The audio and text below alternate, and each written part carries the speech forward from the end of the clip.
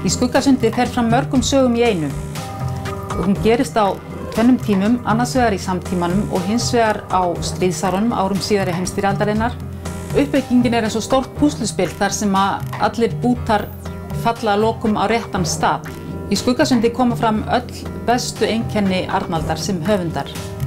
Einn helsti kostur hans er sá að hann er aldrei bara að skrifa góða glæpasögu, þó að það sé verðugt verkefni út af fyrir sig. Hann fær mann líka alltaf til að skoða samfélagið. Það samfélag sem að glæpir spretta úr, það samfélag sem leyfir þeim kannski að gerast og taggar þá jafnvel í hel, og þannig stingur hann á kýlum án þess að vera nokkurn tímann að prédika. Annar kostur hans er persónusköpun.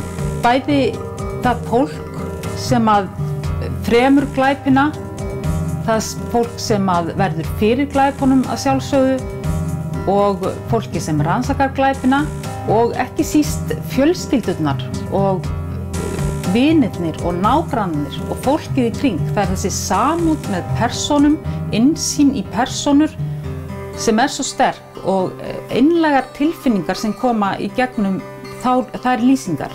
Þetta er mjög mikilvægur þáttur í Skuggasundi, þessar persónulýsingar. Þetta er auðvitað glæpasaga og góð sem slík.